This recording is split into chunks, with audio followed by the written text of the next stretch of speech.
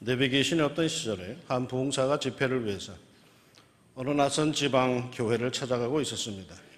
한참을 찾아갔지만 길이 낯서서 그런지 쉽게 교회를 찾을 수가 없었습니다. 지나가는 한 아이가 있어서 아이에게 묻습니다. 얘, 여기 어느 교회가 어디 있니? 그 아이는 어린 나이에 어울리지 않게 아주 친절하고 아주 자세히 교회 위치를 가르쳐 줍니다. 기특하기도 하고 고맙기도 해서 부흥사는 아이에게 말합니다. 오늘 저녁 내가 그 교회에서 설교를 한단다. 너 엄마 아빠 모시고 꼭 그 교회로 와라. 왜요? 아이가 눈이 동그라져서 묻습니다. 이에 부흥사가 말합니다. 너는 나한테 교회 가는 길을 가르쳐줬잖아. 그러니까 나는 너희 식구들한테 천국 가는 길을 가르쳐줄게. 그러자 아이가 이렇게 말했답니다. 에이, 교회 가는 길도 모르면서 어떻게 천국 가는 길을 가르쳐줘요? 여러분은 교회에 나온 것을 보니까 적어도 천국 가는 길은 확실하게 아는 분들인 것 같습니다. 그 길에 우리 하나님의 은총이 언제나 넘치기를 소망합니다. 그런데 말 나온 김에 하나 여쭤봅시다. 그 천국 가는 길, 그 여정, 우리 인생의 순례길에 언제나 자기의 예상대로 모든 것이 잘 이루어지던가요? 내 계획대로, 내가 의도한 대로 모든 것이 착착 진행되던가요? 그렇지 않을 겁니다. 이럴 것이다 하면 저런 일이 생기고 저럴 것이다 하면 이런 일이 생기곤 하죠. 더군다나 어떤 사람은 뒤로 넘어져도 코가 깨진다고 예상하지 못했던 일들로 아주 공경에 처하기도 합니다. 그러니 자연히 불평불만이 터져나오거나 투덜댐이 생활화되기가 아주 쉽죠. 아니 때로는 자기 생각대로 되지 않아서 아주 낙심이 되기도 하고 의욕이 떨어져서 사는 게 사는 것 같지 않고 기쁨도 없어요. 오늘 말씀에도 이런 비슷한 경우가 발생합니다. 오늘 말씀의 앞뒤를 잘 모르기 때문에 이해가 어려우시겠지만 오늘 말씀 바로 앞부분의 사건이 이런 겁니다. 예수님은 오래 기다린 끝에 드디어 메시아로 나설 때가 되었다고 생각이 되어 세례 요한에게 가서 세례를 받으십니다. 그리고는 메시아로서 자격을 공식적으로 드러내기 위해서 사탄에게 광야에서 시험을 받으십니다. 그것도 40일 동안 금식을 하면서 시험을 마칩니다. 그러니까 이제 남은 일은 뭐냐? 예수님이 이제 세상에 공식적으로 메시아로 데뷔하는 일만 남은 겁니다. 예수님은 얼마나 이 날을 기다려왔을까요? 이 땅에 태어나기 전 태초부터 기다려온 것은 차지하고라도 이 땅에 태어나셔서 30년간을 기다려온 겁니다. 그 순간을. 더군다나 세례를 받으시고 물에서 올라오실 때에는 하늘에서 성령이 비둘기같이 자신에게 내려오는 하늘의 축복까지 받습니다. 이는 내 사랑하는 아들이여 내가 너를 기뻐한다라고 하는 하나님의 음성까지 감격적으로 들었습니다. 그 감격과 감사를 안고 광야에서 고통스러운 40일 금식을 하시고 분명한 하나님의 말씀으로 사탄의 모든 시험도 물리치셨고 이제 준비가 다 끝났어요. 이제는 세상에 나가서 외치기만 하면 되는 거였습니다. 그런데 이제 막 나가려고 하는데 불길한 소식이 그때 하나 들려옵니다. 자신에게 세례를 주었던 세례 요한이 체포당했다라는 소식입니다. 그러니 그와 관계된 사람들을 모두 잡아들일 것은 이건 뻔한 상황인 것입니다. 그래서 오늘 말씀에 보면은 예수께서 요한이 잡혔음을 들으시고 갈릴리로 물러가셨다가 나사렛을 떠나 스불론과 납달리 지기 해변에 있는 가버나움에 가서 사시니라고 합니다. 요한이 잡혔다는 이 사건은 예수님에게 굉장히 위협적인 일이었다라는 뜻입니다. 예상치 못한 상황에 예수님은 나사렛을 떠나서 스불론과 납달리 지경에 있는 가버나움으로 물러가셨다. 물러갔다 이 말은 도망갔다는 뜻입니다. 피했다는 뜻입니다. 이 지역은 이스라엘의 외곽지대입니다. 쉽게 말하면 중앙정부가 손을 뻗치기 힘든 그런 외곽 변두리 지역이라는 뜻입니다. 이스라엘의 중앙부대에서 화려하게 메시아로 공식 데뷔를 하려고 그날을 기다려왔습니다. 이제 때가 되었습니다. 이제 나서면 됩니다. 그런데 상황이 좋지 않습니다. 자칫하면 자신도 세례 요한과 같이 체포당할지도 모르는 일입니다. 그토록 기다려왔는데 한마디도 못하고 체포당할 위기입니다. 그래서 눈물을 머금고 멀리 지방으로 피신합니다. 이럴 수가 있습니까? 이런 마치 우리 어릴 적에 경험한 것이 다 있는 것처럼 소풍 가는 날을 손꼽아 기다려왔는데 아침에 일어나 보니까 비가 주룩주룩 내리는 그런 격입니다. 예쁜 옷을 입고 외출을 하려는데 사나운 날씨가 휘몰아친 격입니다. 그토록 고생해서 준비하고 연습해서 무대에 올리려고 하는데 바로 전날 예상치 못한 교통사고로 처량하게 입원한 꼴입니다. 3년 동안을 밤잠도 못 자고 열심히 공부했는데 정작 시험날은 배탈이 나가지고 가지도 못한 그러한 꼴입니다. 그런데 이상한 것은 예수님은 이때 아무런 말씀이 없다는 사실입니다. 한 말씀 하실 것 같은데 아무런 말씀이 없습니다. 당신이 의도한 대로 상황이 그렇게 되지 않았음에도 예수님은 아무런 불평이 없습니다. 비단 이 사건만 그런 게 아닙니다. 마태복음 1장과 2장에 나타나는 예수님의 탄생부터 시작한 예수님의 전 일생에 걸친 사건과 상황들도 사실은 모두가 적절한 상황들이 아니었습니다. 우리가 잘 알고 있듯이 예수님의 탄생부터가 동정녀 탄생으로 아주 이상했고, 태어나자마자 애굽으로 도망가야 했던 것도 좀 이상했고요, 베들레헴에 태어난 예수님이 나사렛에 정착이 된 것도 아주 이상했습니다. 예수님의 생은 말이죠, 어찌 보면 태어날 때부터 엉뚱한 일들이 꼬이면서 의도한 대로 진행된 것 같지를 않습니다. 예수님은 아기였기에 모른다고 칩시다. 그러나 그 부모는 말이죠, 얼마나 기가 막혔겠습니까? 마리아, 천사장 가브리엘이 직접 찾아와서 알려줬습니다. 아기 예수를 잉태할 거라고 말이죠. 그렇게 해서 실제로 잉태했습니다. 거룩하신 이의 권능이 자신을 덮어서 잉태할 것이라고 해서 실제로 그렇게 됐습니다. 얼마나 뿌듯했을까요? 거룩하시고 전능하신 하나님께 택함을 받았다는 사실, 하나님의 역사에 자신이 동참하게 되었다는 사실에 마리아는 얼마나 자부심이 대단했겠습니까? 요셉 역시 천사의 방문을 받고 잉태한 마리아를 자기 아내로 맞이합니다. 말도 안 되는 상황이지만 그러나 하나님께서 하시겠다라고, 하나님의 역사라고 하기에 그냥 받아들입니다.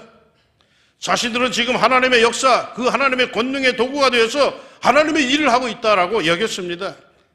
그것을 증거해 주듯이 아기를 낳았을 때 천군 천사의 지시를 받고 왔다는 목자들의 방문이 있습니다.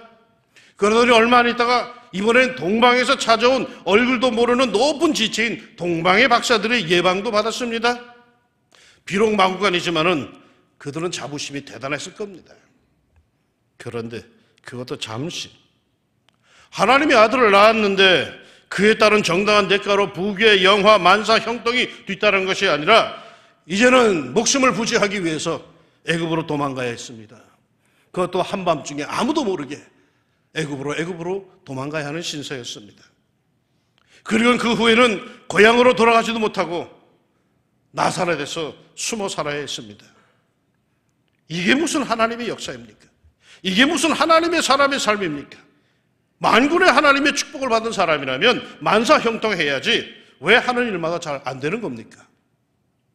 일이 이쯤 되면은 등장할 만한 게 있죠. 곧 불평, 불만이 터져 나와야 하는 겁니다. 뭐야 이거? 이거 뭐 하나님의 백성이라더니 하나님의 축복이라더니 이게 뭐야? 하나님은 살아계신 거야? 이런 불평이 나올 만할 때가 됐습니다. 그런데도 이상하게도 예수님은 불평함이 없습니다. 왜 그랬을까요? 성경에서 우리가 그때마다 주의해 볼 표현이 하나 있습니다.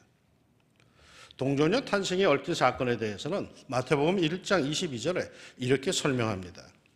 이 모든 일이 된 것은 주께서 선지자로 하신 말씀을 이루려 하심이니. 애국으로 피난 가게 된 사건에 대해서는 2장 14절에 요셉이 일어나서 밤에 아기와 그의 어머니를 데리고 애굽으로 떠나가 헤롯이 죽기까지 거기 있었으니 이는 주께서 선지자를 통하여 말씀하신 바 애굽으로부터 내 아들을 불렀다 함을 이루려 하심이라. 애굽에서 돌아와 고향으로 가지 못하고 나사렛 촌동네에 가서 살게 된 일에 대해서는 2장 23절에 나사렛이란 동네에 가서 사니 이는 선지자로 하신 말씀에 나사렛 사람이라 칭하리라 하심을 이루려 함이로라. 그리고 결정적으로 오늘 본문에 나타난 사건, 예수님이 공식 데뷔하려고 하는 그때 때마침 세례 요한이 체포당하여서 이스라엘의 중앙부대 유대 지역을 떠나서 변두리 갈릴리 지역으로 가게 된 이유에 대해서 성경이 이렇게 증언합니다. 이는 선지자 이사야를 통하여 하신 말씀을 이루려 하심이라. 일러스되 스불론 땅과 납달리 땅과 요단강 저편 해변길과 이방의 갈릴리여 흑암에 앉은 백성이 큰 빛을 보았고 사망의 딸과 그늘에 앉은 자들에게 빛이 비추었도다 하였느니라. 이 사건들 속에 공통된 표현이 있죠. 짐작하셨죠? 예수님의 모든 생애, 그에 관련된 사건들에 대해서 이렇게 예수님은 받아들였고 성경도 그렇게 풀이하고 있습니다. 이는 주께서 선지자로 하신 말씀을 이루려 하심이라. 예상한 것마다 다 빗나가고 하는 일들마다 이상하게 꼬이고 엉뚱한 일들이 터지고 하여서 자기 팔자가 기구하다라고 불평하고 있는 것이 아닙니다. 모든 삶의 하나님의 뜻, 하나님께서 말씀하신 바가 이루어지고 있음을 확신한 것입니다. 동정녀 탄생, 애굽으로의 피난, 나사렛의 정착, 갈릴리 변방으로의 밀려남, 모두 고달픈 여정이지만 하나님의 뜻을 이룸이라는 것, 기가 막히고 힘이 빠지는 일들이지만 그럼에도 성경은 뭐라고 합니까? 이는 선지자 이사야를 통하여 하신 말씀을 이루려 하심이라 일렀으되. 현실을 보는 눈이 다른 겁니다. 분명하고도 확고한 무엇에 의한 현실을 봅니다. 느껴지는 대로, 보여지는 대로 역사를, 삶을 보는 것이 아닙니다. 갖고 있는 지식으로 역사를 풀이하는 게 아닙니다. 다른 무엇이 그에게 있습니다. 아주 분명하고도 분명한 시각이 하나 있습니다. 그게 뭡니까? 하나님의 말씀, 하나님의 섭리, 하나님의 인도하심, 그리고 하나님의 뜻과 영광. The glory of God, the holy plan of God. 자신의 삶은 하나님의 뜻에 의해서, 하나님의 계획에 의해서, 하나님의 인도하심 속에 있다라고 하는 이 소신, 이 믿음 말이요. 이해하지 못할 현실에 대해서 내 팔자가 왜 이래 하고 낙담하는 게 아니라 하나님의 말씀, 하나님의 뜻을 이루려 하심이니라고 하는 이 확고한 인생 철학이 그에게 있습니다. 그러게 불평이 없어요. 나는 하나님께서 우리 인생의 밑그림을 갖고 계시다고 믿습니다. 하나님이 나를 이끌어 가시는데 우왕좌왕 닥치는 대로 생각나는 대로 그냥 그렇게 나를 이끌어 가시는 게 아니라 분명히 나의 인생의 밑그림을 갖고 하나님은 나를 그렇게 이끌어 가고 계심을 믿습니다. 나뿐이겠습니까? 우리 모두에게 가장 아름답고 알맞은 밑그림을 그려놓으셨습니다. 그런데 제 생각에는 말이죠, 이 밑그림이 말이요, 하나님께서 우리를 이 세상에 보내실 때 이 그림들을 쪼각쪼각 내어서 마치 퍼즐처럼 흩어놓으신 것 같아요. 그래서 내가 사는 일이란, 인생이 하는 일이란 그 퍼즐 조각을 갖다가 찾아가지고 맞추듯이 하나님께서 나를 위해서 가장 아름답게 만들어 놓으신 조각난 인생, 사건, 감동들을 찾아 맞추는 일이라고 생각합니다. 지금은 그 조각 하나가 시커멓게 보이고 아름다워 보이지 않아도 그 조각은 내게 반드시 필요한 조각입니다. 지금은 생각조차 하고 싶지 않은 실패의 조각일지 모르지만 때가 되면은 그것은 반드시 내 인생 퍼즐에 있어야 할 조각입니다. 우리는 하나님께서 내 인생에 그린 그 밑그림을 믿고 믿음으로 하나하나 맞춰가면 되는 겁니다. 그러게 지금 실패했다고 주저앉지 마세요. 지금 망신당했다고 인생 문 닫지 마세요. 지금 병들었다고 마음과 영혼까지 병들지 마세요. 어쩌면 지금 병든 것이 내 인생 퍼즐에 꼭 필요한 것이 될 것입니다. 성공한 사람들, 그들을 만나서 대화를 나누다 보면은 지금까지 오는데 실패한 적이 없느냐 물으면 그것도 질문이냐라고 말합니다. 숨기고 싶고 말하고 싶지 않은 그런 부끄러운 일들은 없느냐라고 물으면 인생에 대해서 뭘 하느냐라고 되묻습니다. 지난 일들의 과거, 아픔, 실패들은 그 당시에는 괴롭고 힘들어도 지나간 후에 뒤돌아보면은 자기의 온 삶을 통해 관조해보면은 그 아픔, 그 부끄러움, 그 실패는 내 인생에 있어서 꼭 필요한 것이었음을 우리는 금방 알게 됩니다. 어쩌면 가장 적절한 시기에 적절하게 그런 아픔들이 생겼는지 감탄할 정도로 정확한 과거였다고 고백하는 사람들을 우리는 어렵지 않게 만나게 됩니다. 제 개인적인 가정 이야기하는 것을 용서하시기 바랍니다. 23년 전에 저희 아버님이 돌아가실 때 목사인 제 앞에서 고해성사하듯이 당신의 인생을 돌아보시며 고백을 한 적이 있습니다. 40여 년 동안 교단에 계시던 그런 분이신데 퇴직하시고 나서 늦게 신앙생활을 하신 분이십니다. 얼마 남지 않았다라는 말을 들으시고는 당신의 인생을 돌아보시면서 저에게 고백을 하셨는데, 특별히 일사후퇴 마지막 피난길에 급박하고도 위험한 상황을 말씀하시면서 이런 고백을 하셨습니다. 그때 마지막 피난민 대열에 끼어서 내려오다가 낙오가 되었어. 동네 사람들과 같이 떠났는데 우리 식구만 낙오가 되었어.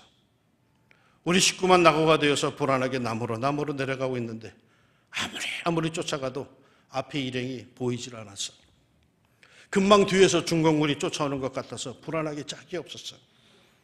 그런데 황해도 남천에서 어디서 나타났는지 미군 차 3쿼터가 서는 거야. 흑인이 내리는데 무서웠어. 뭐라고 시꺼먼 사람이 말하는데 불안했어. 아마도 진 보따리를 풀어보라고 하는 것 같아서 그걸 풀었더니 맨 위에 내 엄마가 갖고 다니던 성경책이 있었어요. 그것을 보더니 그 시꺼먼 사람이 크리스천? 하고 묻더라고요. 고개를 끄덕이니까 차에 타라고 해서 그 차를 타고 수색으로 떠나는 마지막 기차를 탈 수 있는 토성까지 무사히 올 수 있었어. 나는 그때 우리가 참 재수가 좋았다고 했는데 지금 생각해보니 그때 하나님께서 나를 구원하시려고 3쿼터를 준비해 두셨던 거야. 그 무서웠던 흑인은 군인이 아니라 나를 위해 보내신 천사였어. 나는 미련하게 그걸 재수가 좋다고 했는데 아니야. 하나님께서 나를 구원하시려고 준비해 두셨던 거야. 79 되신 우리 아버님이 이 이야기를 하면서 아주 펑펑 우시더라고요. 지나간 다음엔 그것이 보여요. 지금은 안 보여요. 그러나 지나간 안 뒤에 뒤를 돌아보면 다 그 전모가 다 눈에 들어옵니다. 믿음이 없는 사람들에게도 이게 다 보입니다. 그런데 말이죠, 믿음이 있는 사람은 지나간 뒤에야 보는 것이 아니라 지금 이 자리에서, 이 현실에서 자신의 삶을 온통 감싸고 있고 인도하고 있는 하나님의 손이 보입니다. 그래서 때로는 밑으로 내려가고 시궁창에 처박히고 부끄러워서 얼굴도 못 들고 그럴 것 같은 상황에서도 진짜 믿음의 사람들은 불평하지 않습니다. 이를 악물고 참아냅니다. 다 이유가 있어서 그러시겠지. 뭔가가 있기에 하나님께서 그러실 거야. 내 인생의 운전자 하나님께서 다 생각이 있어서 그러실 거야 하며 모든 일에 하나님의 손길과 인도하심을 믿음으로 바라봅니다. 그래서 믿음의 사람들은 말이 많지 않아요. 그냥 묵묵히 따라가요. 따라감 속에 말씀을 통하여 그것을 깨닫습니다. 그러기에 불평과 불만이 그에게 없습니다. 믿음의 주여 또 온전케 하시는 이 예수를 바라보자고 성경은 말해줍니다. 우리는 또한 그 예수를 믿는다고 고백하고 삽니다. 우리가 예수님을 바라보고 예수님을 믿을 때에 우리는 적어도 예수님에게로부터 한 가지는 분명히 배워야 합니다. 무슨 일이 있어도 그분은 최선을 다하고는 결과에 대해서는 불평불만이 없습니다. 잠시 흔들릴 수는 있겠죠. 그러나 궁극적으로 불평을 털어놓지는 않습니다. 이것조차도, 이 악한 상황까지도, 이 구차한 모습까지도 하나님의 뜻을 이루기 위한 과정이라 믿었고 마침내 내 인생은 하나님의 뜻을 이루며 영광 가운데 드러날 것이라고 믿었기 때문입니다. 내 생을 아름답게 밑그림을 그려주신 주님, 그 주님의 섭리와 인도하심을 신뢰하고 우리가 평강으로 나아갑시다. 불평보다는 희망을, 불만보다는 소망을 그리 갖고 삽시다. 이것을 로마서는 우리가 잘 아는 대로 이렇게 증언합니다. 우리가 알거니와 하나님을 사랑하는 자, 곧 그의 뜻대로 부르심을 입은 자들에게는 모든 것이 합력하여 선을 이루느니라. 이 믿음이 여러분의 각양각색의 삶, 처지와 형편을 조화시키고 그리고 마침내 선을 이루는 하나님의 축복이 되기를 소망합니다. 그 아름다운 밑구름의 영광이 여러분의 삶 속에 속히 확연하게 나타나기를 우리 예수님의 이름으로 축원합니다. 기도합시다. 하나님, 우리 가운데 어떤 사람들은 지금 굉장히 힘이 듭니다. 말을 하지 못하고 혼자 속으로 끙끙 앓는 사람들이 많습니다. 사는 게 왜 이리 힘드냐고 한탄하는 사람도 있습니다. 늘상 아파서 왜 나는 이렇게 아파야 되느냐고 하는 사람들도 있습니다. 하는 일마다 꼬이고 하는 일마다 되는 것이 없어서 참 불편한 사람들이 있습니다. 하나님, 저들에게 믿음을 더하여 주시고 분명히 하나님께 나를 향한 선한 계획과 뜻이 있음을 믿게 하여 주시옵소서. 지금은 하나님 한 과정이 있음을 알게 하여 주시고 마침내 이 모든 것이 합력하여 선을 이룬다는 사실을 알게 하여 주옵소서. 하나님의 아들 예수님까지도 그런 일을 당하셨는데 그럼에도 그분은 불평 한마디 없었던 것, 하나님을 신뢰하고 의지하기 때문에 그리 가신 줄로 압니다. 하나님, 우리도 붙잡아 주시사 참으로 이 어려운 것이 분명히 내 인생의 전체 밑그림에 필요한 한 퍼즐의 한 조각인 것을 알게 하여 주시고 견디게 하시고 찬송하게 하시고 소망 갖게 하시고 마침내 하나님의 영광을 볼 수 있는 주의 백성들이 되게 하여 주시옵소서. 성경에 고백한 그대로 우리가 알거니와 하나님을 사랑하는 자, 곧 그의 뜻대로 부르심을 입은 자들에게는 모든 것이 합력하여 선을 이루느니라. 이 약속이 반드시 이루어져서 내 삶에 그 밑그림이 드러날 때 내 자식들도 그렇고 내 이웃들도 그렇고 우리 교회 성도들도 그렇고 나를 바라보면서 아름다운 삶을 사셨다라고 모두가 다 기뻐할 수 있는 아름다운 삶 꼭 이루게 하옵소서. 예수님 이름으로 기도합니다. 아멘.